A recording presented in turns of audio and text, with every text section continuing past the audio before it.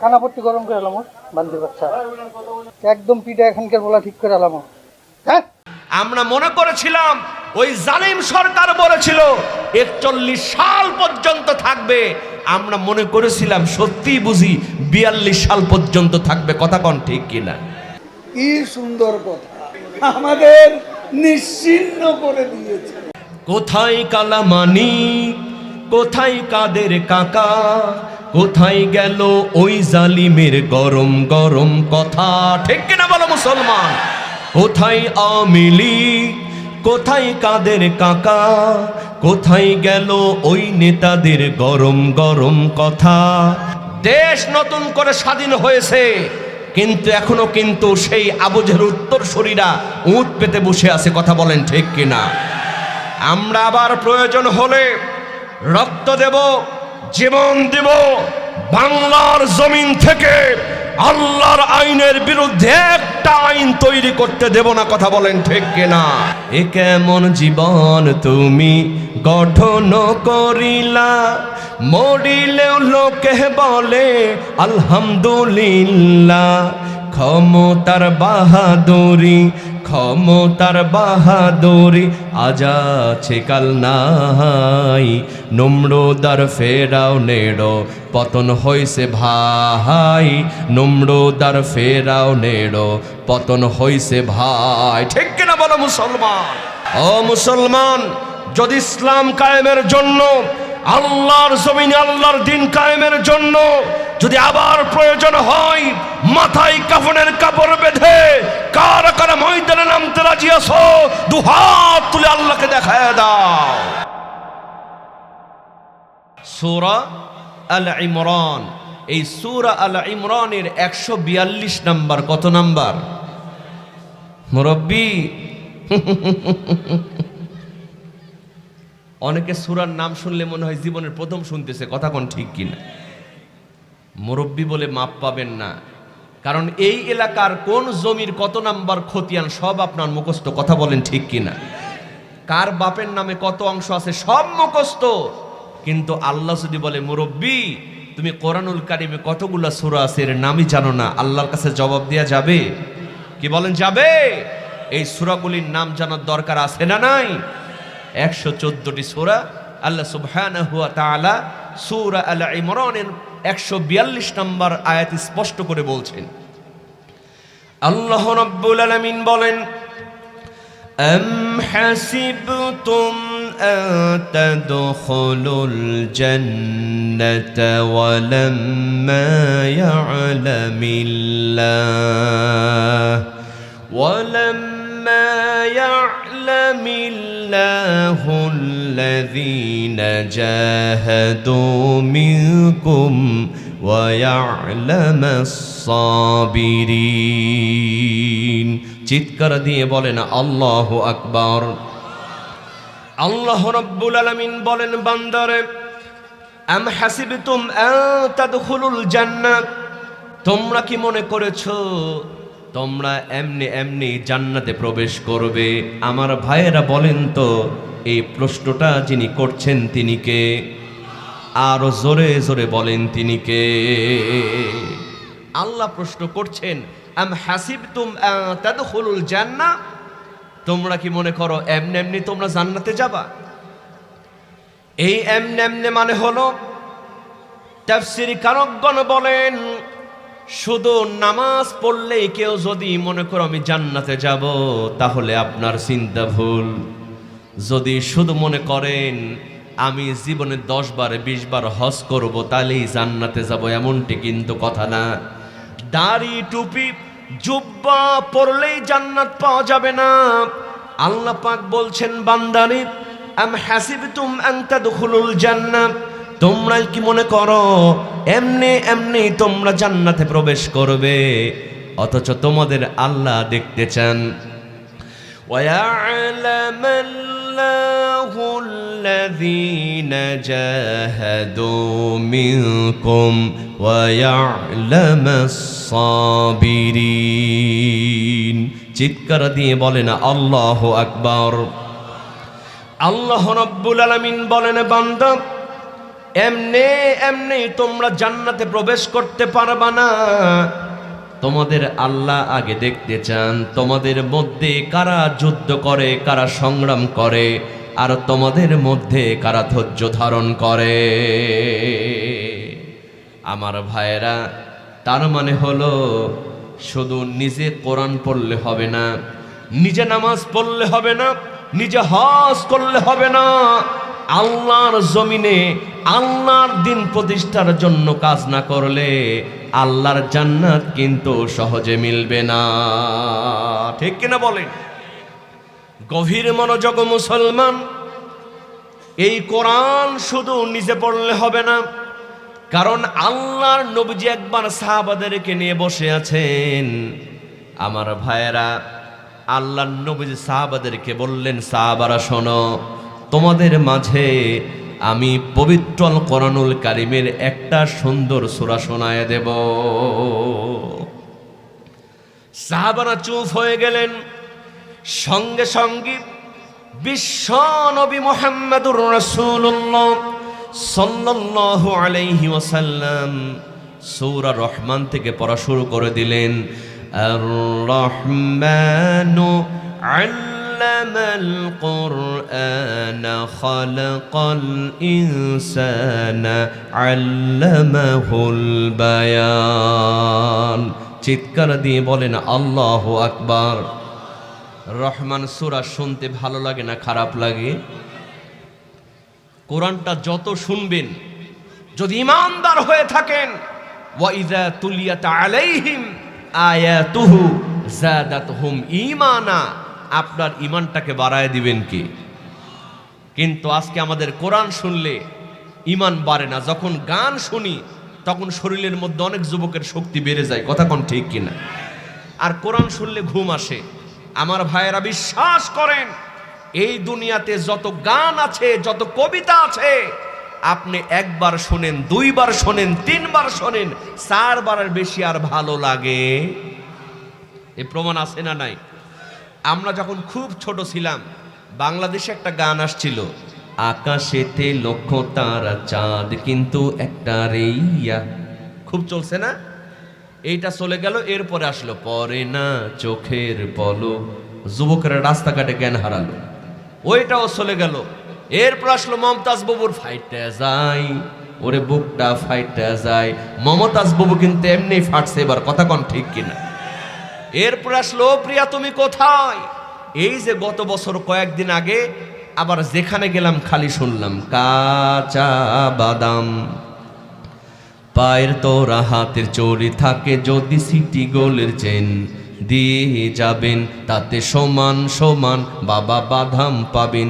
কি যে একটা অবস্থা, যেখানে যাই খালি বাদাম আর বাদাম। বলেন তো মুসলমান, ওই বাদামটা আছে না বিদায় হয়েছে? গভীর মনোযোগ মুসলমান, আমি হাসির জন্য বলতেছি না।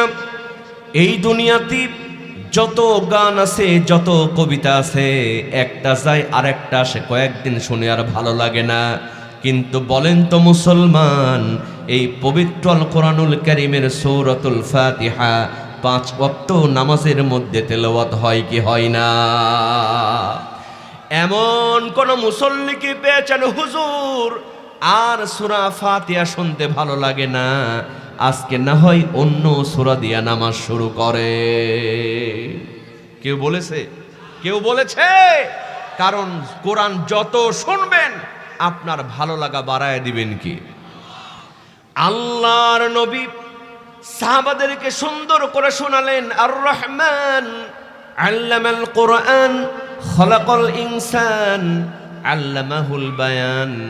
আমার ভাইয়েরা দেখবেন, এই সূরার শেষে প্রত্যেকটা আয়াতের শেষে একটা করে নুন আছে না নাই?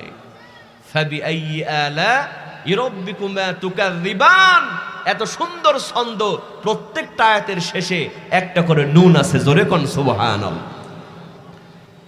আল্লাহর নবী সাহাবাদেরকে যখন সূরা রহমানটা শোনায় দিলেন, এরপরে আল্লাহর নবীজি বললেন, সাহাবারা শোনো, তোমাদের মধ্যে কে আছো এই সুন্দর সূরাটি এখন আমাকে মুখস্থ শোনায়া দিবা।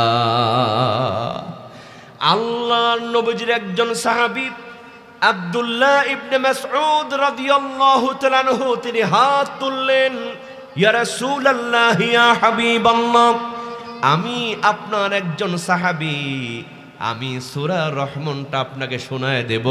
জোরে জোরে কন্যা বাবা সুবহানাল্লাহ।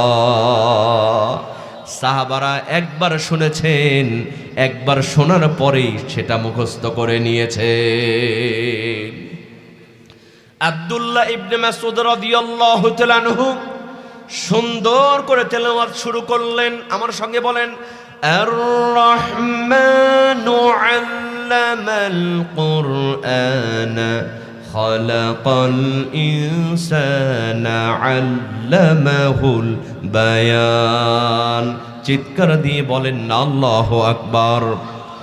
রহমান সূরা সম্পূর্ণ যখন শোনায় দিলেন, এই রকম মুহূর্তে আল্লাহ নবীজি আবার বললেন, সাহাবারা শোনো, এই সুন্দর সূরা শুধু নিজে পড়লে হবে না, এখন তোমরা কি আছো বলো, এই সূরা আবু জেহেল্লার কাছে একবার শোনায় দিবা। সুবহানাল্লাহ। বাড়িতে গিয়ে বলে আল্লাহ নবীজি বললেন, সূরা তো শুনলাম, মুখস্থ করলা, এখন শুধু নিজে আমল করলে হবে না, ওই কাফের নেতা আবু জেহেল্লার কাছে এটা কে শোনাবে, একটু হাত তোলো। বন্ধুরা আমার, আল্লাহর নবীজি কথা বলার সঙ্গে সঙ্গে আব্দুল্লাহ ইবনে মাসউদ রাদিয়াল্লাহু তাআলা আনহু আবার হাত তুললেন, বললেন, ইয়া রাসূলুল্লাহি, আপনি আমাকে অর্ডার দিয়ে দেন, এই সূরা আমি আবু জেহেল্লার কাছে শোনায় দেব।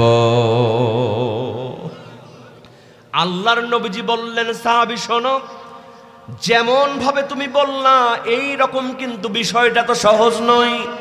তুমি যখন এই সূরা শোনাতে যাবা, তোমার বিরুদ্ধে হামলা হবে, মামলা হবে, কথা বলেন ঠিক কিনা? আবু জেহেল্লার পরিকল্পনা কিন্তু ভালো না, তোমাকে আঘাত করতে পারে। এই কথা শোনার সঙ্গে সঙ্গে আব্দুল্লাহ ইবনে মাসউদ রাদিয়াল্লাহু তাআলা আনহু বলছেন, নবী আপনি চিন্তা করবেন না, টেনশন করবেন না, আমার জীবন থাকা পর্যন্ত এই সূরা শোনাতে আমি আব্দুল্লাহ ইবনে মাসউদ বিরত থাকব না। যতক্ষণ জীবন থাকবে হুজুর, এই কোরআনের হক কথাগুলি আমি বলতে থাকবো। জোরে কোন আল্লাহু আকবার। এই কোরআনের হক কথা যারাই বলতে শুরু করেছে, ওদের নামে হামলা মামলা হয়েছে কি হয় নাই? 40 বছর যিনি কোরআনের তাফসীর করলেন, সেই কোরআনের পাখি আল্লামা সাঈদী সাহেব, তিনি যদি চাইতেন ঢাকা শহরে 10 তলা বিল্ডিং বানাতে পারতেন। আমার ভাইরা, আল্লামা সাঈদী যদি চাইতেন এই বাংলাদেশের বিশিষ্ট ব্যবসায়ী হতে পারতেন, কথা কোন ঠিক কিনা?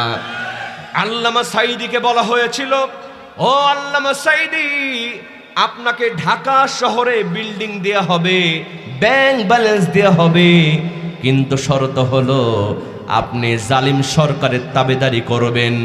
আল্লামা সাঈদী সাহেব বলেছিলেন, আমার জীবন চলে যাবে, চলে যাক, কিন্তু আমি বাতিলের সামনে মাথা নত করতে চাই না।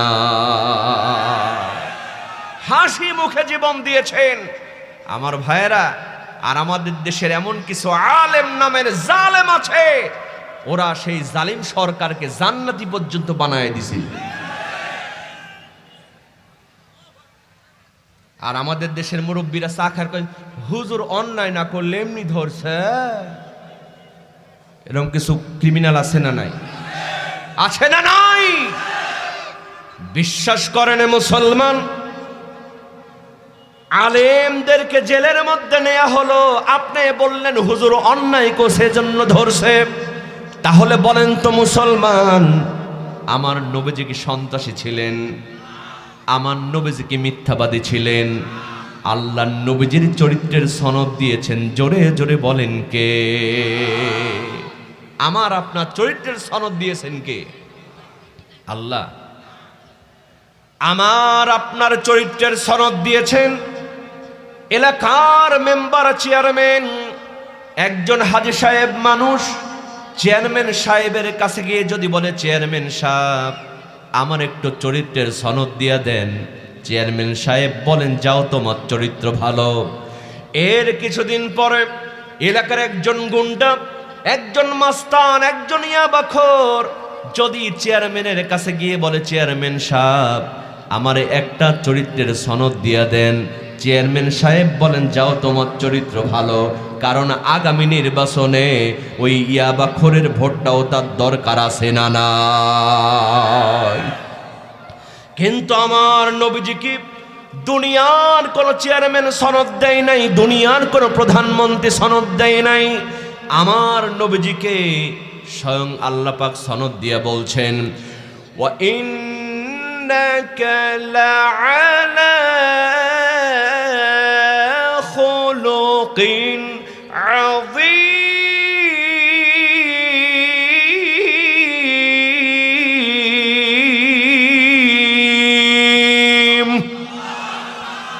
আমার নবীজি কি স্বয়ং আল্লাহ পাক সনদ দিয়ে বলছেন, নবী আপনি হলেন উত্তম চরিত্রের উপরে আদিষ্ট। জোরে জোরে কন্যা বাবা সুবহানাল্লাহ। সেই নবীজিকেও জেল খাটা লাগছে কি লাগে নাই? সেই নবীজির চরিত্র উপরে কলঙ্ক মাখা হয়েছে কি হয় নাই? আমার ভাইয়েরা, এই সমস্যা শুধু এখন নয়, এটা আগেও ছিল, এখনো আছে, কিয়ামত পর্যন্ত থাকবে। কথা বলেন ঠিক কিনা? গভীর মনোযোগ মুসলমান। আল্লাহর নবীজি বললেন, সাহাবী তুমি যখন কোরআনের দাওয়াত নিয়ে আবু জেহেলের কাছে যাবা, তখন আবু জেহেল তোমাকে হামলা মামলা দিতে পারে। আব্দুল্লাহ ইবনে মাসউদ রাদিয়াল্লাহু তাআলা আনহু বললেন, হুজুর যতই হামলা মামলা দিক না কেন আমার জীবন চলে যাবে, আমি কোরআন শোনানো থেকে বিরত হব না। আল্লাহর নবীজির সাহাবী আব্দুল্লাহ ইবনে মাসউদ রাদিয়াল্লাহু তাআলা আনহু চলে গেলেন আবু জেহেলের সামনে। যখন সূরা রহমান তেলাওয়াত শুরু করে দিলেন, আর রহমানু আল্লামাল কুরআনা খালাকাল ইনসানা আল্লামাহুল বায়ান, চিৎকার দিয়ে বলেন না আল্লাহু আকবার। আব্দুল্লাহ ইবনে মাসউদ রাদিয়াল্লাহু তাআলা আনহু আল্লাহর নবীজির সামনে যখন কোরআন তেলাওয়াত শুরু করে দিলেন, কিতাবের মধ্যে আসছে এরকম একটা পাথর খণ্ড নিয়ে আবু জেহেল্লা আব্দুল্লাহ ইবনে মুবারকের কান বরাবর মেরে তার কানটা দিয়ে রক্ত বের করে দিয়েছে। আব্দুল্লাহ ইবনে মাসউদ রাদিয়াল্লাহু তাআলা আনহু বলেছিলেন, ওরে আবু জেহেল্লা, সময় আসবে যখন আমার আল্লাহ জবাব দেবে, তখন আজকে তুই আমার একটা কান ফাটিয়েছি, সময় হবে যখন আমি তোর দুইটা কান ফাটাবো, তখন জোরে কর না আল্লাহু আকবার। আল্লাহ সাইজ করে কি করে না? আল্লাহ কাউকে ধরে না, ধরলে কিন্তু ছাড়ে না। আল্লাহ যেদিন ধরবে সেদিন, আল্লাহ যেদিন ধরবে সেদিন রেহাই কিন্তু পাইবা না। আল্লাহ কাউকে ধরে না, ধরলে কিন্তু দেখেন না, ওই জালিম সরকার খালি বলতো খেলা হবে, খেলা হবে, পালাবো না। আসে না বিদায় হয়েছে, আসে না বিদায় হয়েছে। কোথায় কালামানি, কোথায় কাদের কাকা, কোথায় গেল ওই জালিমের গরম গরম কথা? ঠিক কিনা বলো মুসলমান? কোথায় আওয়ামী লীগ, কোথায় কাদের কাকা, কোথায় গেল ওই নেতাদের গরম গরম কথা?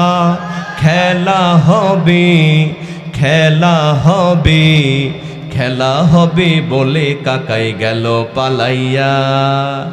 স্বৈরাচার পালাইছে দেশটা ছাড়িয়া, সকলের মুখে হাসি আসলো ফুটিয়া। ঠিক কিনা বলো মুসলমান? আমরা স্পষ্ট করে বলে দিয়েছি, দেশ নতুন করে স্বাধীন হয়েছে, কিন্তু এখনো কিন্তু সেই আবু জেহেলের উত্তরসূরিরা উট পেতে বসে আছে। কথা বলেন ঠিক কিনা? আমরা আবার প্রয়োজন হলে রক্ত দেব, জীবন দেব, বাংলার জমিন থেকে আল্লাহর আইনের বিরুদ্ধে একটা আইন তৈরি করতে দেব না। কথা বলেন ঠিক কিনা? ও মুসলমান, যদি ইসলাম কায়েমের জন্য, আল্লাহর জমিনে আল্লাহর দিন কায়েমের জন্য যদি আবার প্রয়োজন হয়, মাথায় কাফনের কাপড় বেঁধে কারা কারা ময়দানে নামতে রাজি আছো, দুহাত তুলে আল্লাহকে দেখায় দাও।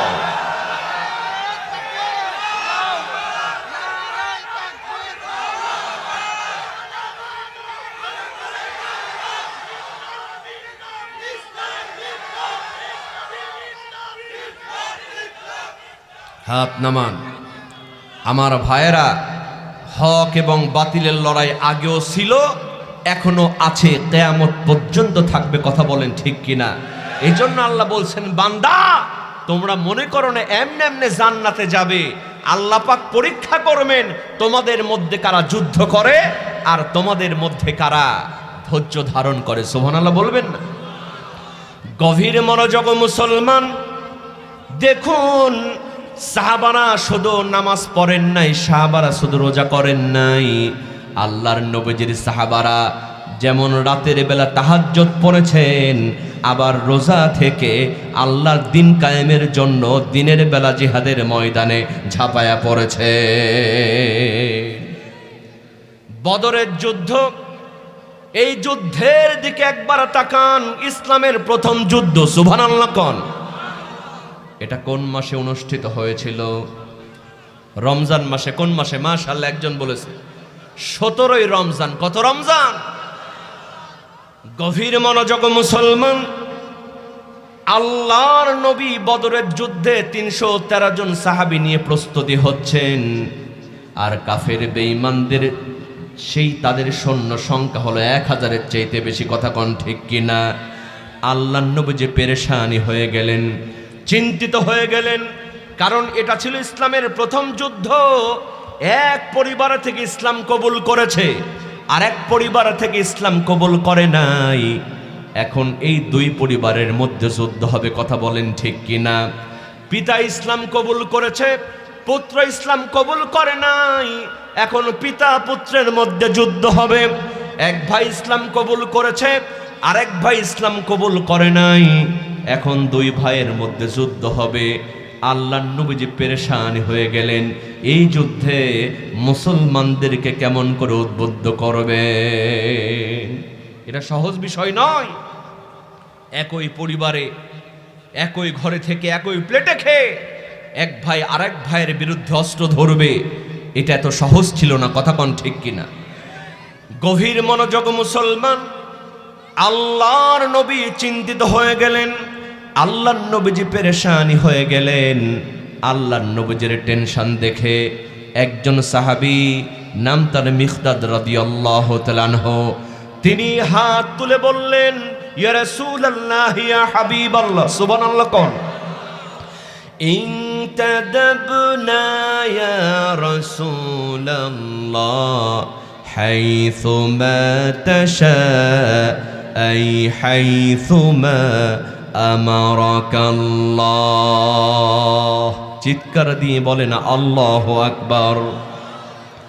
আল্লাহর নবীজির সাহাবী, যুবক সাহাবী মিকদাদ রাদিয়াল্লাহু তাআলা আনহু হাত তুললেন, ও নবী চিন্তা করবেন না, টেনশন করবেন না, আমরা মুসা আলাইহিস সালামের কওমের মতো বলবো না। ফাকালা বানু ইসরাঈল লিমূসা আলাইহিস সালাম, ইযহাব আনতা ওয়া রাব্বুকা ফাকাতিলা ইন্না হাহুনা কাঈদুন। ও নবী, আমরা মুসা আলাইহিস সালামের কওমের মতো বলবো না, ও মুসা তুমি আর তোমার আল্লাহ মিলে যুদ্ধ করো, আমরা ঘরের মধ্যে বসে থাকি। নবী, আমরা এমন কথা বলবো না, বরং আমরা বলবো বাল ইযহাব আনতা রাব্বুকা ফাকাতিলান ইন্না মাকুমা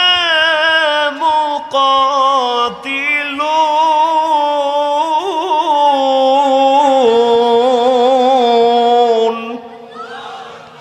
ও নবী, বরং আমরা বলবো আপনি আমাদের নিয়ে চলুন, আমরা কাফেরদের বিরুদ্ধে, মুনাফিকদের বিরুদ্ধে লড়াই করে যাব ততক্ষণ পর্যন্ত মা দামাত আইনুম মিন্না তাবাররা, যতক্ষণ পর্যন্ত একটা চোখের পলক পড়বে, যতক্ষণ পর্যন্ত একটা চোখের পাতা নড়বে, ততক্ষণ পর্যন্ত আমরা কাফেরদের বিরুদ্ধে লড়তে থাকবো।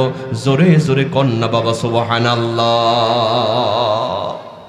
আল্লাহর নবীজির যুবক সাহাবী যখন এই কথা বললেন, আল্লাহর নবীজি খুশি হয়ে গেলেন। আল্লাহর নবীজি বললেন, ও সাহাবীরা, তোমাদের মনের অবস্থা যখন এই, কুমু বিনা ইলা জান্নাতি, চলো আমার সাথে জান্নাতের দিকে, যে জান্নাতের প্রশস্ততা কারদুহা কারদিস সামাওয়াতি ওয়াল আরদ, এই আকাশ এবং জমিনের চাইতে অনেক বেশি। জোরে কোন সুবহানাল্লাহ। যুবক ভাইয়েরা, জান্নাত পাওয়ার আশায় যুদ্ধ করেছেন সাহাবারা, আর আজকালকার যুবকেরা জিহাদ করে মেয়েদের জন্য। এখন মেয়ের সঙ্গে প্রেম করলে মেয়েরা কিন্তু খুব চালাক, ওরা কিন্তু একটা টাকা খরচ করে না, সব ছেলেদের পকেটের উপর দিয়ে দেয় ঝাড়ে। কথা কোন ঠিক কিনা? ফুচকা খায়, এইটা খায়, সেটা খায়, ওরে বাপরে বাপ, জীবনে বিল দেয় না, যা খরচ করে সব ওই পোলাপানের পকেটের খরচ হয়। কথা কোন ঠিক কিনা? তুমি যার লাহাগিয়া এমবি ভরো, তার তো বাটন ফোন। ঠিক কিনা বলে? কোনো লাভ আছে? তুমি যার লাগিয়া এমবি ভরো, তার তো বাটন ফোন। কেমন করে বুঝবে রে সে, কেমন করে বুঝবে রে সে, ডিজিটাল তোর মন। তুমি যার লাগিয়া, তুমি যার লাগিয়া এমবি ভরো, তার তো বাটন ফোন। যুবক অনেকে আছে যে, হুজুর কোরআনের মাহফিলে একটা টাকা আমি দিই না, কিন্তু প্রেমিকা যখন মিস কল মারে বাপের পকেট থেকে টাকা চুরি করে ও ফ্ল্যাক্সি মারে। কথা কোন ঠিক কিনা?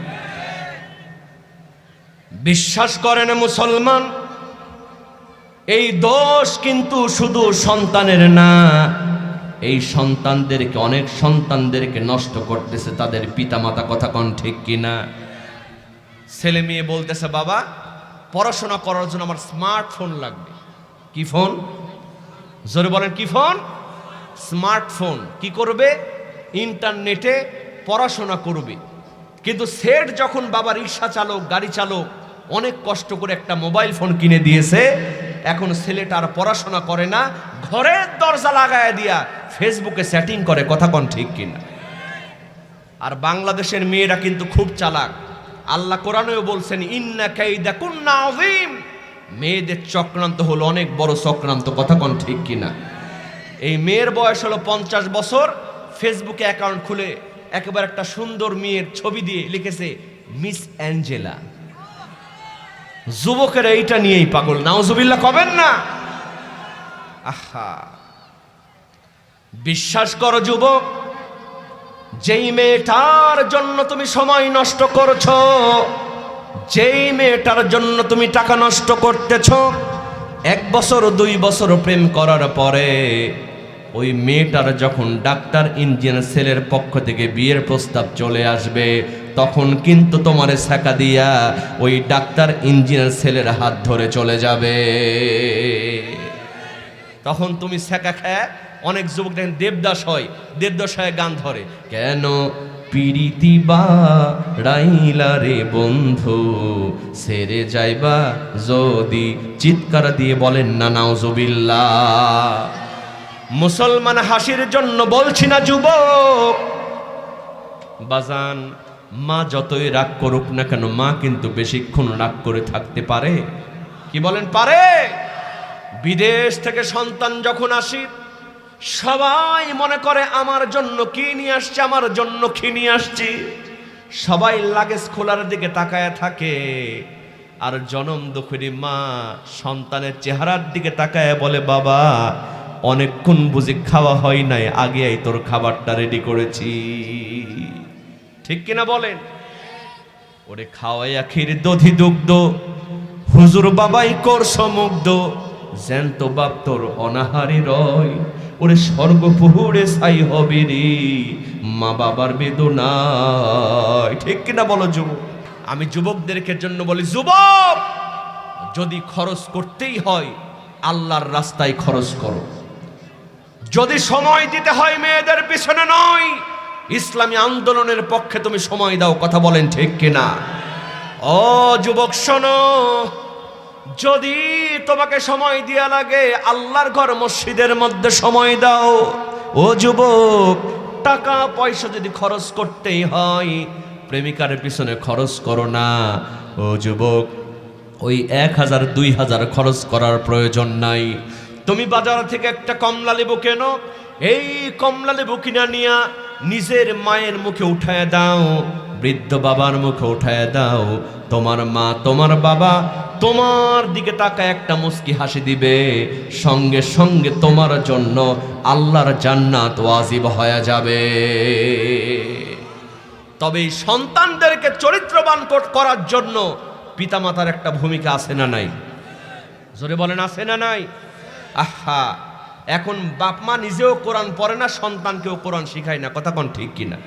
এই যে মুরব্বীরা বলতে পারবেন, আগে যখন আমরা সকালবেলা বাইরে যেতাম, আজ থেকে 10 বছর 20 বছর আগে প্রত্যেকটা বাড়ি থেকে গুনগুন করে মায়েদের কণ্ঠে কোরআন তেলাওয়াত ভেসে আসতো। কথা কোন ঠিক কিনা? এখন আর কোরআন তেলাওয়াত ভেসে আসে না, কারণ মা রাত জেগে জেগে স্টার জলসা জি বাংলা দেখে। কথা কোন ঠিক কিনা? মায়েদের মধ্যে আর কোরআন নাই, কোরআনের একটা সূরা মুখস্থ নাই, কিন্তু স্টার জলসার মধ্যে কখন কোন সিরিয়াল সব মুখস্থ। কথা কোন ঠিক কিনা? সকালে সময় পাই না, মক্তবে মসজিদের হুজুর ডাকে, মক্তবেও বাচ্চাদেরকে পাঠাই না। দু একটা জায়গা থেকে আওয়াজ আসে, তবে সেটা কোরআনের আওয়াজ নয়, সেটা হলো গানের আওয়াজ। কথা কোন ঠিক কিনা? বাচ্চাকে দিয়ে গান শিখাই, গানের মাস্টার রাখছে 10,000 টাকা দিয়ে। সকালে এসে সা রে গা রে গা মা গা মা পা মা পা ধা পা ধানি ধানি সা, এগুলো চলতে থাকে। নাউজুবিল্লাহ কবেন না? বিশ্বাস করো মুসলমান, এই গানের মাস্টার 10,000 টাকা দিয়ে রাখছে, সমস্যা নাই। ইংলিশ পড়াই, ফিজিক্স কেমিস্ট্রি পড়াই, 5,000 10,000 টাকা দিয়ে প্রাইভেট দেয়, সমস্যা নাই। কিন্তু কোরআনুল কারীম শেখানোর জন্য যেই হুজুরটারে রাখছে মাসে 200 টাকা দিতে পারে না, এরকম পিতামাতা আছে না নাই? আবার টাকা দেওয়ার সঙ্গে হুজুর আমি না শুনছি কোরআন শরীফ পড়া টাকা নেওয়া জায়েজ নাই। মানে গান শিখাচ্ছে সমস্যা নাই, ইংলিশ শিখাচ্ছে সমস্যা নাই, কিন্তু কোরআন শিখানোর বেলায় ফতোয়া খুঁজে যে কোরআন শরীফ পড়া টাকা নেওয়া জায়েজ আছে না নাই। কথা কোন ঠিক কিনা? এজন্য আমি মায়েদেরকে বলো, মা ও আমার আব্বা জান শোনেন, আর বসে থাকলে চলবে না। আপনার ছেলেটা আপনার মেয়েটার দিকে খোঁজ রাখার দরকার আছে না নাই? আপনি মসজিদে এসে দোয়া করে আল্লাহ আমারে জান্নাত দাও, আল্লাহ আমারে জান্নাত দাও, আর আপনার ছেলেটা আপনার মেয়েটা কার সঙ্গে মোবাইলে কথা বলে এই খবর আপনি রাখেন না, আপনার নামাজ কবুল হয় না, হয় না, হয় না। কথা বলেন ঠিক কিনা? পিতামাতাদেরকে বলি, আজ থেকে আপনারা খোঁজ রাখবেন আপনার সন্তান, আপনার ছেলেটা, আপনার মেয়েটা কার সঙ্গে মোবাইলে কথা বলে। কথা কোন ঠিক কিনা? ও যুবক, মেয়েদের পিছনে সময় দেওয়ার দরকার নাই, সময় দিতে হবে আল্লাহর পথে। কথা কোন ঠিক কিনা?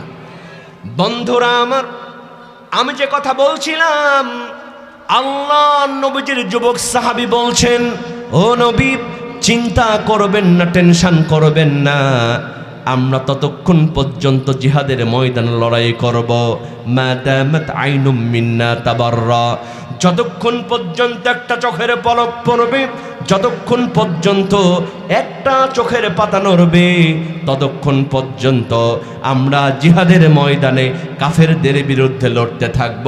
জোরে জোরে কন্যা বাবা সুবহানাল্লাহ। গভীর মনোযোগ মুসলমান, আল্লাহর নবী এটা শুনে বললেন, কুমু বিনা ইলা জান্নাতি, ও আমার সাহাবারা তোমরা চলো আমার সাথে জান্নাতের দিকে, যার প্রশস্ততা কারদুহা কারদিস সামাওয়াতি ওয়াল আরদ, এই আকাশ এবং জমিনের চাইতে অনেক বেশি। আল্লাহর নবী যখন এমন কথা বললেন, আল্লাহর নবীর একজন সাহাবী ফাকামা উমাইর বিন হামাম ওয়া কানা ইয়াকুলুত তামার। আল্লাহু আকবার বলেন। হযরত উমাইর বিন হামাম একজন যুবক, তিনি খুরমা খাচ্ছিলেন। খুরমা খেতে খেতে বললেন, ও নবী, কি আশ্চর্য, মা আজমালাহু আহসানাহু, কি আশ্চর্য, কি সুন্দর কথা শোনালেন। কার দোহা, কারদিস সামাওয়াতি ওয়াল আরদ, এই আকাশ এবং জমিনের চাইতে অনেক বড় জান্নাত ও নবী। সুতরাং আর বসে থাকলে চলবে না, এই খেজুর খেতে গেলে আমার দেরি হয়ে যাবে, জান্নাতে যেতে দেরি হয়ে যাবে। এই কথা বলে উমাইর বিন হামাম হাতের কোরমা ফেলে দিয়ে জিহাদের ময়দানে ঝাঁপায়া পড়েছে। আল্লাহু আকবার বলেন। সেই জান্নাত কি এত সহজ? সেই জান্নাতের কথা আল্লাহ বলছেন, বান্দা তোমরা মনে করো না এমনি এমনি তোমরা জান্নাতে চলে যাবে, অথচ আল্লাহ পাক দেখতে চান তোমাদের মধ্যে কারা যুদ্ধ করে আর তোমাদের মধ্যে কারা ধৈর্য ধারণ করে। আমার ভাইয়েরা বলেন তো, যুদ্ধ যেমন ভাবে করা লাগবে তেমন ভাবে ধৈর্য ধরার দরকার আছে না নাই? জোরে বলেন, আছে না নাই? আজকে আমরা ধৈর্য ধারণ করি না। আমরা মনে করেছিলাম ওই জালিম সরকার বলেছিল 41 সাল পর্যন্ত থাকবে, আমরা মনে করেছিলাম সত্যি বুঝি 42 সাল পর্যন্ত থাকবে। কথা কোন ঠিক কিনা? কিন্তু চেয়ারের মালিককে, আর জোরে বলেন কে? আল্লাহ বললেন, যতই লাফালাফি করস আমি তোরে সামান্য ঘটনা দিয়ে সাইজ করব। কথা কোন ঠিক কিনা? ধৈর্য ধারালে হবে, হতাশ হলে চলবে? আপনি কয়দিন মার খেয়েছেন, কয়দিন আপনি ইসলামী আন্দোলন করেছেন? আমার ভাইয়েরা, হযরত নূহ আলাইহিস সালাতু ওয়াস সালাম 1 বছর নয়, 2 বছর নয়, 950 বছর দাওয়াত দিয়েছেন এবং মারও খেয়েছেন। কথা কোন ঠিক কিনা? তিনি কি হতাশ হয়েছেন? আল্লাহর নবী নূহ আলাইহিস সালাতু ওয়াস সালাম আল্লাহকে ডাক দিয়ে বলেন, আল্লাহ তোমার পয়গম্বর তাদেরকে জান্নাতের পথে ডাকে আর তারা ধরে ধরে আমায় গিরাই গিরাই মারে। আল্লাহ গো, তুমি এদের ভাসিয়ে দাও সমুদ্র সাগরে। আল্লাহ বললেন, নূহ ভাসাবো একটু পরে, এই ফাঁকে তুমি না একটা নৌকা তৈরি করে, যাতে করে তোমার উম্মতেরা, তোমার সাথীরা বাঁচতে পারে। আল্লাহর পয়গম্বর নৌকা তৈরি শুরু করলেন। যখন কওমের লোকেরা প্রশ্ন করে, তখন ও নূহ এই নৌকা কি হবে? বলে প্লাবন হবে, সবকিছু ভাষায় নিয়ে যাবে। কওমের লোকেরা বলে, নূহ প্লাবন হবে যখন ওই যে দেখো পাহাড় দেখা যায়, জিবাল দেখা যায়, ওখানে আমরা পালাবো তখন। আল্লাহর পয়গম্বর নূহ আলাইহিস সালাতু ওয়াস সালাম নৌকা তৈরি কমপ্লিট করলেন। যখন ষড়যন্ত্র করে ওই কওমের লোকেরা ওই নৌকার মধ্যে পায়খানা শুরু করলো, তখন আল্লাহর পয়গম্বর নূহ আলাইহিস সালাতু ওয়াস সালাম আল্লাহকে ডাক দিয়া বললেন, আল্লাহ প্লাবন হবে যখন এই পায়খানাগুলি পরিষ্কার করবে কে? তখন আল্লাহ বললেন, নূহ চিন্তা করো না, টেনশন করো না, আমার নাম আল্লাহ, আমার সাথে দেয় যারা পাল্লা, আমি আল্লাহ রাখি না তাদের ঘাড়ের কল্লা। একটু চিৎকার দিয়ে বলেন না বাবা সুবহানাল্লাহ। ও নূহ ومكروا ومكر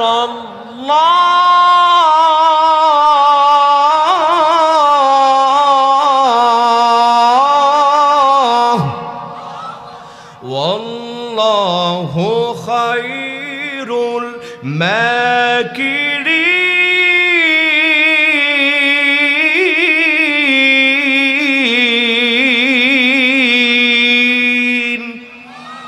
ও নূহ ষড়যন্ত্রের ঘুড়ি ওড়াই ওরা, রশি কিন্তু আমি আল্লাহর হাতে ধরা। সময় আসবে যখন আমি আল্লাহ জবাব দেব, তখন আমার ভাইয়েরা একে একে সবার পায়খানা করা হলো সে সোনার বাংলাদেশ। এক বুড়ি থাকলো বাকি, চিন্তা করে আমি আর কেন থাকবো বাকি, বয়স আমার 80, হাঁটতে পারি না বেশি, অন্তত গ্রামবাসীর পক্ষে নুহের বিপক্ষে নৌকা একটা সিল মেরে আসি, একটা ভোট মেরে আসি। এই চিন্তা করে 80 বছরের বুড়ি নৌকার মধ্যে পায়খানা শুরু করলো। যখন স্লিপ খেয়ে ওই নৌকার মধ্যে পড়ে গেল, তখন আমার ভাইয়েরা পড়ল 80 বছরের বুড়ি। আর যখন বের হলো তখন হয়ে গেল 16 বছরের ছুরি। এই খবর পৌঁছায় গেল তাড়াতাড়ি, নুহের নৌকার পায়খানা মাখলে যৌবন আসতেছে ফিরি, তোমরা কেউ করো না কো দেরি, বোটানিকের মা ফেয়ার এন্ড লাভলি মনে করে মাখো তাড়াতাড়ি। আমার ভাইয়েরা, বাঙালি কিন্তু ফ্রি পাইলে কোনো হুঁশ থাকে? কি বলেন থাকে? চিনি সারা চা খায় না দেখা মেরে দেয়, এরকম মুরব্বী এখানে আছে না নাই? গভীর মনোযোগ মুসলমান, এখন যারা পাতলা মানুষ এক দরমের নৌকার মধ্যে গিয়ে হাজির, সব পায়খানা মাখা শেষ। এখন যারা মোটা, ওরা হেলে দুলে সবার পরে গিয়ে দেখে এক সিটা ফোটাও পায়খানার। এখন মোটা মানুষ পাতলার করার ধরে বলে, বেটা আমরা খাইও বেশি, হাগিও বেশি, তোর পায়খানা মাখলি মাখ, আমার পায়খানা গেল কই, তাড়াতাড়ি পায়খানা দে।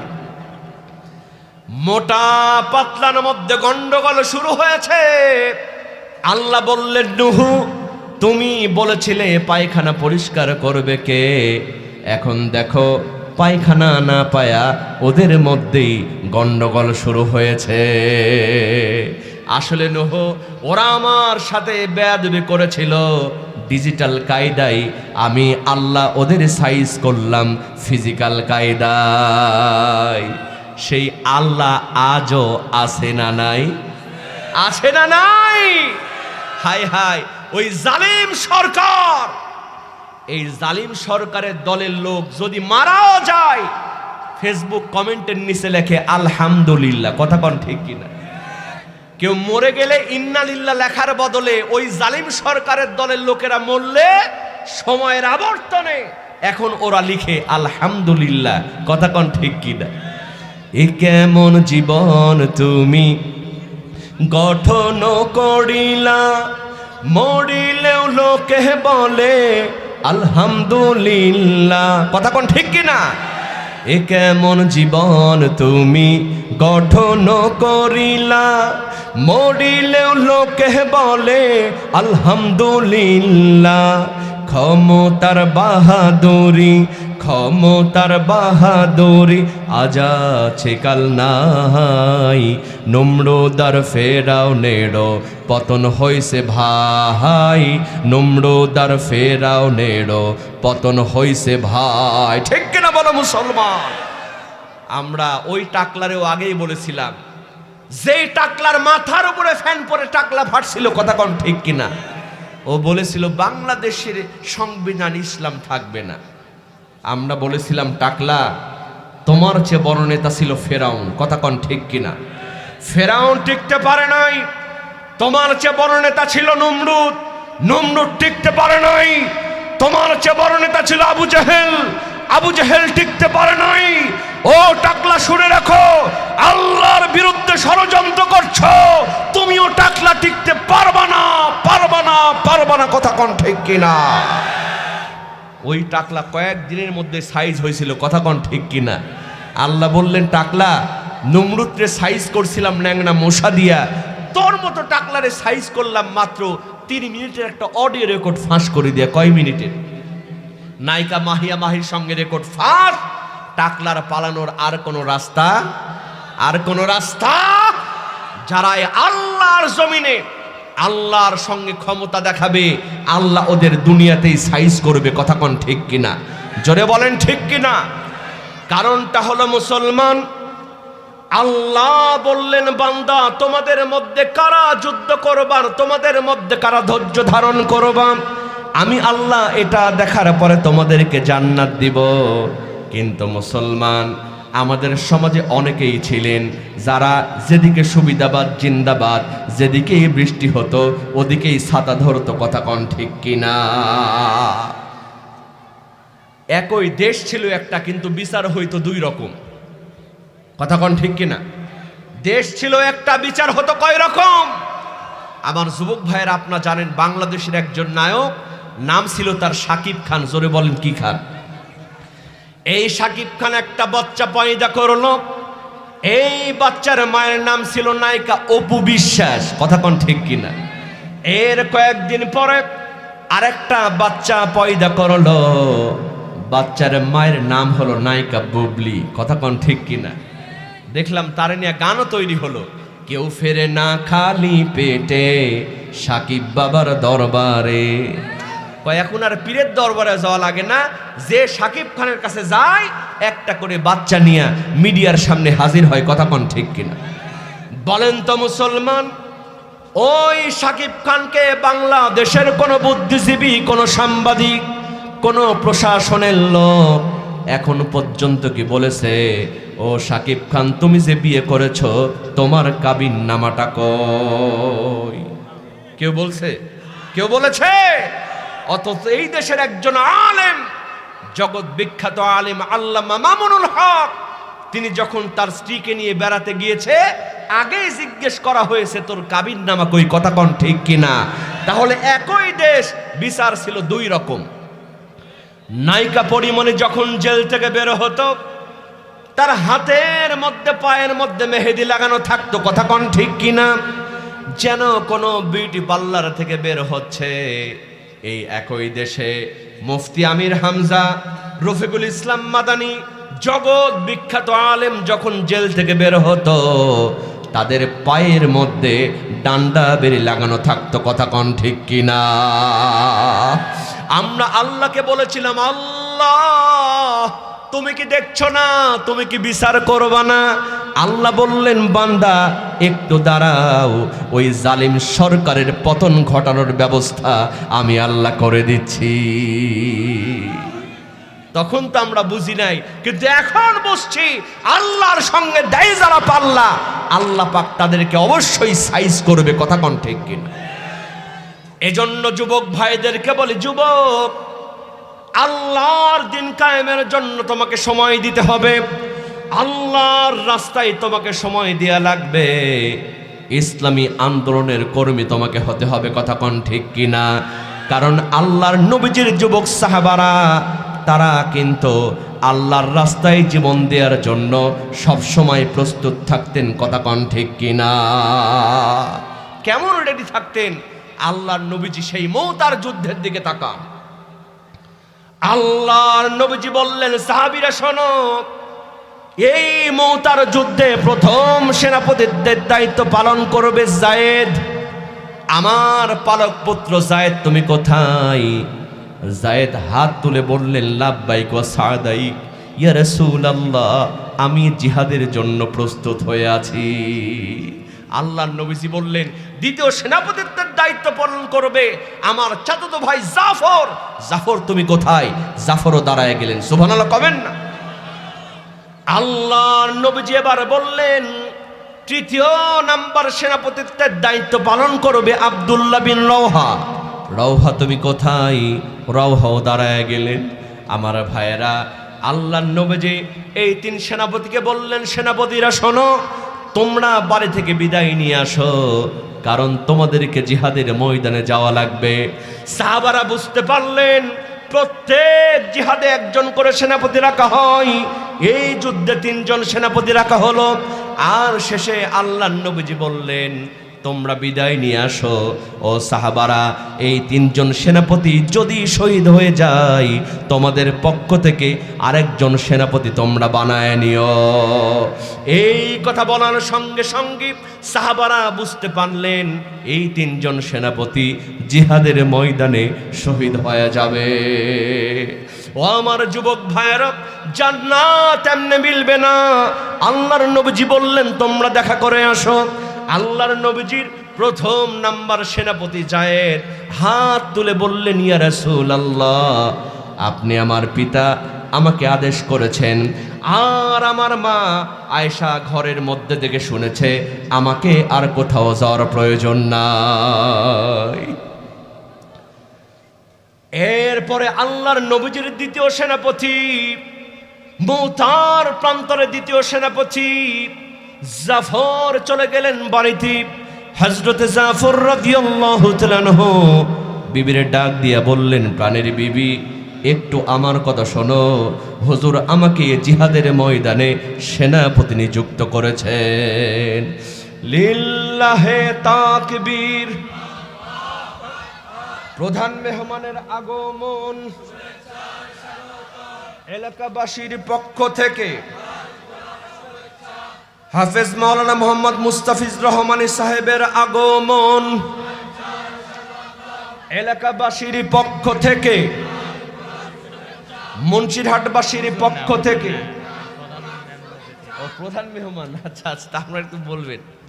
মানে আমার টাইম ছিল তো প্রায় 10টার কাছে, আমি ভাবছি হুজুর তো, হুজুর অলরেডি চলে আসছেন। আল্লাহু আকবার বলেন। আজকের মাহফিলে কে? প্রধান অতিথি মোহাম্মদ বাদর হোসেন সাহেব। লিল্লাহে তাকবীর। আমার ভাইয়েরা, আল্লাহ কবুল করুক বলেন আমিন। হুজুর খুব তাড়াতাড়ি চলে আসবেন ইনশাআল্লাহ। বন্ধুরা আমার, গভীর মনোযোগ। আল্লাহর নবীজির সাহাবী হযরতে আব্দুল জাফর, হযরতে জাফর রাদিয়াল্লাহু তাআলা আনহু বাড়িতে চলে গেলেন। বিবির ডাক দিয়ে বললেন, প্রাণের বিবি, একটু আমার কথা শোনো। হুজুর আমাকে মৌতার যুদ্ধে দ্বিতীয় সেনাপতিত্বের দায়িত্ব দিয়েছে। ও বিবি, বিদায় নিতে চলে আসলাম। আল্লাহর নবীজির সাহাবী জাফর এই কথা যখন বললেন, আমার ভাইয়েরা সঙ্গে সঙ্গে বলতেছে, ও প্রাণের স্বামী, আপনি জিহাদে যাবেন, আমি আপনাকে নিষেধ করব না, বরং আল্লাহর কাছে দোয়া করি আল্লাহ পাক যেন আপনাকে গাজী বানায়া আমার বুকে ফিরাইয়া দেয়। এই কথা বলার সঙ্গে সঙ্গে হযরতে জাফর রাদিয়াল্লাহু তাআলা আনহু তরবারি বের করে মৃদু আঘাত দিয়া বিবির হাতে তরবারির উল্টা পিঠ দিয়ে মৃদু আঘাত করলেন। এরপরে বললেন, বিবি, উল্টা দোয়া করো না, উল্টা দোয়া আল্লাহর দরবারে কবুল হবে না। কারণ এই যুদ্ধে আমাকে দ্বিতীয় সেনাপতিত্বের দায়িত্ব দেয়া হয়েছে। আমার আগেও একজন আছে, পরেও একজন আছে। নির্ঘাত আমি এই যুদ্ধে শহীদ হয়ে যাব। এই জীবনে তোমার সঙ্গে আর আমার দেখা হবে না। ও আমার যুবক ভাইয়েরা, গভীর মনোযোগ দেন। এই কথা বলার সঙ্গে সঙ্গে হযরতে জাফর রাদিয়াল্লাহু তাআলা আনহু বললেন, বিবি, সন্তানদেরকে রেখে গেলাম, আমার সন্তানদেরকে তুমি দিনের পথে মানুষ করো। এই কথা বলে হযরতে জাফর রাদিয়াল্লাহু তাআলা আনহু বাড়ি থেকে বিদায় নিয়ে চলে গেলেন। বিবি কান্দে, ছোট্ট ছোট্ট ছেলে মেয়েরা আব্বা আব্বা বলে চিল্লায় আর কাঁদে। হযরতে জাফর একবারও পিছে ফিরে তাকায় দেখলেন না কারা কাঁদে। আল্লাহু আকবার বলেন। এরপরে মুতার প্রান্তরে তৃতীয় সেনাপতি আব্দুল্লাহ ইবনে রওহা তিনিও বাড়িতে চলে গেলেন। বাড়িতে গিয়া বিবির ডাক দিয়া বললেন, প্রাণের বিবি, একটু আমার কথা শোনো। আমার ভাইয়েরা ও আমার যুবক ভাইয়েরা, দেখেন আব্দুল্লাহ বিন রওহা নতুন বিবাহ করেছিলেন। ওই দিনে ছিল তার প্রথম বাসর রাত। বাড়িতে গিয়া দেখে বিবি ঘরের মধ্যে কোরআন তেলাওয়াত করেন। সুবহানাল্লাহ বলেন। ঘরের মধ্যে বিবি কোরআন তেলাওয়াত করতেছিলেন। আব্দুল্লাহ বিন রওহা বাইরে থেকে বিবির ডাক দিয়ে বলে, প্রাণের বিবি, একটু আমার কথা শোনো। হুজুর আমাকে মুতার প্রান্তরে তৃতীয় সেনাপতি বানিয়েছেন। আমি নির্ঘাত এই যুদ্ধে শহীদ হয়ে যাব। আমার কেমন যেন মনে হয় এই যুদ্ধে আমি আর ফিরে আসতে পারবো না। সঙ্গে সঙ্গে কোরআনুল কারীম পড়া থামায় দিলেন বিবি। ডাক দিয়ে বললেন, প্রাণের স্বামী, আজকেই ছিল আপনার সঙ্গে আমার প্রথম বাসর রাত। ও প্রাণের স্বামী, আপনি আমারও একবারও দেখলেন না, আমিও আপনার চেহারাটা ভালো করে একবারও দেখলাম না।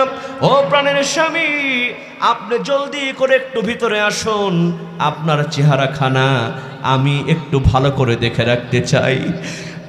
হযরতে আব্দুল্লাহ বিন রওহা বলে, প্রাণের বিবি, আমি এখন ভিতরে যাব না। আমি যদি এখন ভিতরে যাই হয়তো আমার মধ্যে প্রেম জাগবে। জিহাদের ময়দানে যেতে দেরি হয়ে যাবে, সুতরাং আমি যাব না, আমি এখান থেকেই বিদায় নিয়ে চলে যাব। সঙ্গে সঙ্গে ঘরের মধ্যে থেকে বিবি বলে, প্রাণের স্বামী, আল্লাহর কসম করে বলতেছি, প্রেম নিবেদনের জন্য আপনাকে ডাকতেছি না। আল্লাহু আকবার বলেন। প্রেম নিবেদনের জন্য আপনাকে ডাকতেছি না, আপনার চেহারাটা ভালো করে দেখে রাখতে চাই, কারণ কিয়ামতের ময়দানে লক্ষ কোটি মানুষের মধ্যে আপনাকে স্বামী হিসেবে বেছে নিতে যেন কোনো সমস্যা না হয়। ও আমার যুবক ভাইয়েরা শোনেন, এরকমই ছিল রাসূলের জিন্দেগি, সাহাবাদের জিন্দেগি। তারা জীবন দিয়েছেন, কিন্তু অন্যায়ের পথে কখনো মাথা নত করে না, ঠিক কিনা বলেন? তারা যেমন ভাবে নামাজ পড়েছেন, তেমন ভাবে তারা জিহাদের জন্য প্রস্তুত ছিলেন। কারণ আল্লাহ বলছেন, ওয়ালাম্মা ইয়ালামিল্লাহুল্লাযীনা জাহাদু মিনকুম ওয়া ইয়ালামাস সাবিরিন। আল্লাহ পাক এমনি জান্নাত দিবে না, আল্লাহ দেখতে চান আল্লাহ তোমরা কারা যুদ্ধ করো আর তোমরা ধৈর্য ধারণ করো কারা। সুবহানাল্লাহ কবেন। গভীর মনোযোগ মুসলমান, ইসলামের ইতিহাস থেকে এরকম যত ঘটনার দিকে তাকাবেন, কেউ তারা বসে থাকতো না, তারা জীবন দেওয়ার জন্য প্রস্তুত থাকতো। দেখেন কাদেসিয়ার প্রান্তরে একজন মা, একজন বৃদ্ধা মায়ের ঘটনা। এই মায়ের নাম ছিল খানসা রাদিয়াল্লাহু তাআলা আনহা। সুবহানাল্লাহ কোন। এই খানসা রাদিয়াল্লাহু তাআলা আনহা কাদেসিয়ার প্রান্তরে যখন যুদ্ধ শুরু হয়ে যাবে, সবাইকে বলা হলো, সাদ বিন আবু ওয়াক্কাস রাদিয়াল্লাহু তাআলা আনহু বললেন, তোমাদের কাছে যার কাছে যা আছে জিহাদের ময়দানে তোমরা দান করো। সবাই দান করতে শুরু করলেন। মেয়েরা নাকের ফুল কানের দুল দিয়ে দিলেন। এই খানসা রাদিয়াল্লাহু তাআলা আনহা বৃদ্ধা মা, তিনি চিন্তা করলেন, আমার তো টাকা পয়সা বেশি নাই, আমি তো তেমন কিছু দিতে পারবো না, আমি তো একজন বৃদ্ধা মা, আমার স্বামী নাই, সবাই সব কিছু দান করলো, আমি তো কিছুই দিতে পারলাম না। এই চিন্তা করছেন, এমন সময় এই খানসা রাদিয়াল্লাহু তাআলা আনহা বললেন, আমার টাকা নাই, পয়সা নাই, কিন্তু আমার 3 জন যুবক সন্তান আছে। জোরে কোন সুবহানাল্লাহ।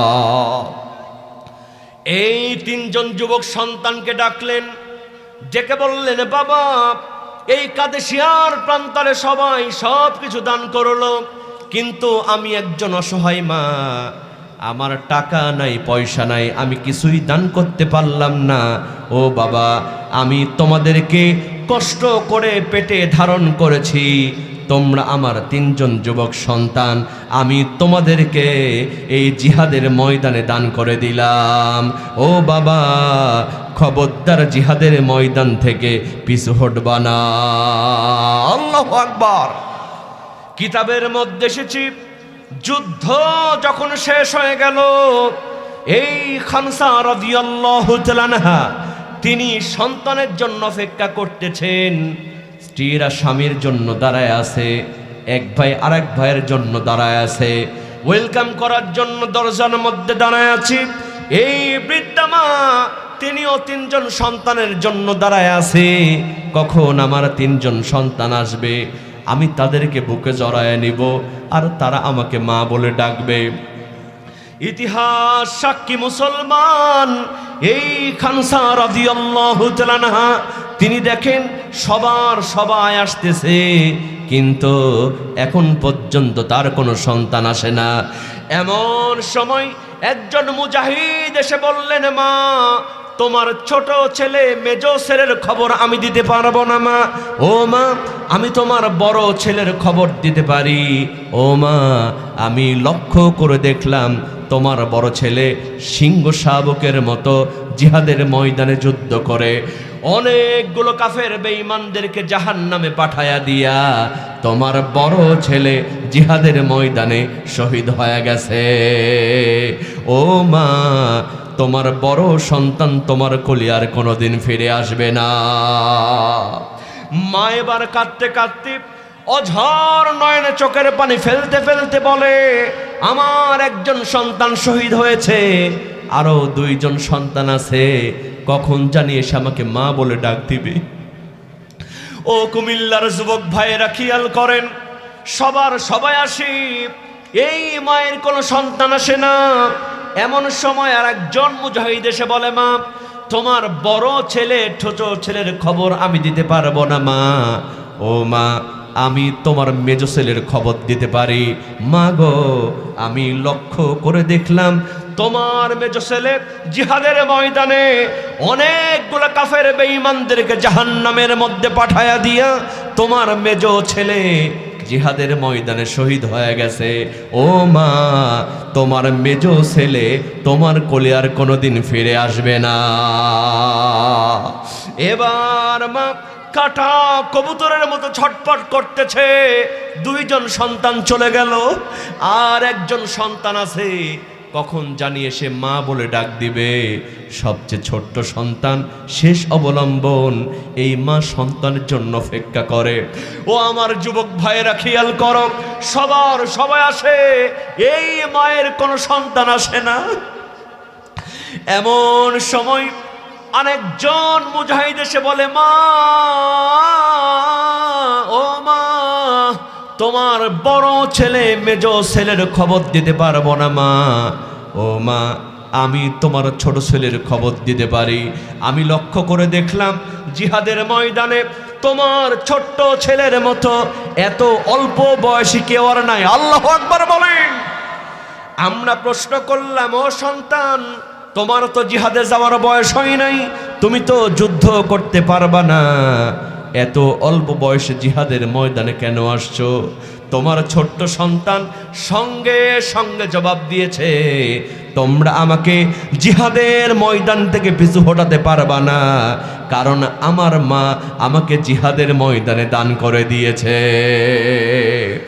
এই কথা বলে তোমার ছোট্ট সন্তান তরবারি নিয়ে সিংহ শাবকের মতো যুদ্ধ করেছে, অনেকগুলা কাফের বেঈমানদেরকে জাহান্নামে পাঠায়া দিয়া তোমার ছোট ছেলে জিহাদের ময়দানে শহীদ হয়ে গেছে। ও কুমিল্লার মুসলমান, দেখেন এই মায়ের তিনটা সন্তান, কেউ বাঁচলো না। কথা কন ঠিক কিনা? এই মা এবার অঝর নয়নে কাঁদছে, হাউমাউ করে কাঁদছে, আল্লাহ আমার তিনজন সন্তান সবাই শহীদ হয়ে গেল। মা ছটফট করতেছে, এলাকার লোকজন জমায়েত হয়ে গেল, সবাই আফসোস করতে লাগলো, এই বৃদ্ধা মায়ের আর কোনো সন্তান থাকলো না। সবাই যখন আফসোস করতেছে, এলাকাবাসীর সামনে এই খানসা রাদিয়াল্লাহু তাআলা আনহা, এই মা কাঁদতে কাঁদতে হঠাৎ করে হাসতে শুরু করে দিয়েছে। কাঁদতে কাঁদতে কেউ যখন হাসে, এলাকার লোকজন কি মনে করে? মনে করে না পাগল হয়ে গেছে? মনে করে না পাগল হয়ে গেছে? ও কুমিল্লার মুসলমান, বিবেক দিয়ে চিন্তা করে। এই এলাকাবাসীও মনে করল এই মা হাউমাউ করে কাঁদতে কাঁদতে তিনজন সন্তানের শোকে বুঝি পাগল হয়ে গেছে, এজন্য হাসতে আরম্ভ করে দিয়েছে। সবাই যখন এমনটি বলা বলি করতে লাগলো, সঙ্গে সঙ্গে ইমাম এলাকাবাসীকে ডাক দিয়া বলে, এলাকাবাসী শোনো, আমি কাঁদছিলাম, আমি এখন হাসতেছি, তোমরা মনে করছো আমি পাগল হয়ে গেছি। ও এলাকাবাসী, আমি কিন্তু পাগল হই নাই। আমি প্রথমে আফসোস করছিলাম, কিন্তু আমার আল্লাহ এই মুহূর্তে আমাকে ইলহাম করে দিলেন, ও মা, তোর তিনজন সন্তান শহীদ হয়েছে, তোর মতো ভাগ্যবতী মা আকাশ আর জমিনের মধ্যে কেউ আছে নাকি? আর যেন আমার সন্তান গোলে আমাকে জান্নাত থেকে ডেকে বলতেছে, মা গো তুমি কাঁদছো কেন একলা বাড়িতে? মা গো তুমি কাঁদছো কেন একলা বাড়িতে? তোমার সাথে দেখা হবে জান্নাতের সিঁড়িতে। মা, মাগো তুমি কাঁদছো কেন একলা বাড়িতে? তুমি তো মা শিখিয়েছিলে শহীদরা মরে না, তাই হয়েছি শহীদ মাগো, অভিমান করো না মা, অভিমান করো না। জিহাদ থেকে পারি কি মা এমনি আর ফিরিতে মা, মাগো তুমি কাঁদছো কেন একলা বাড়িতে? চিৎকার দিয়ে বলেন না মারহাবা, জোরে কোন মারহাবা। আল্লাহ পাক এজন্য স্পষ্ট করছেন, বান্দা তোমরা মনে করো না আম হাসিবতুম আন তাদখুলুল জান্নাহ, তোমরা এমনি এমনি জান্নাতে প্রবেশ করবে, অথচ আল্লাহ পাক দেখতে চান ওয়ালাম্মা ইয়ালামিল্লাহুল্লাযীনা জাহাদু, তোমাদের মধ্যে কারা যুদ্ধ করে, ওয়া ইয়ালামাস সাবিরিন, আর তোমাদের মধ্যে কারা ধৈর্য ধারণ করে। আমার ভাইয়েরা, সুতরাং আল্লাহর জান্নাত পেতে হলে যুদ্ধ করার দরকার আছে না নাই? ধৈর্য ধারণ করার দরকার আছে না নাই? ও মুসলমান, যদি আবার প্রয়োজন হয় বাংলার জমিনে কারা কারা শহীদ হতে রাজি আছো, দুহাত তুলে আল্লাহকে দেখায় দাও।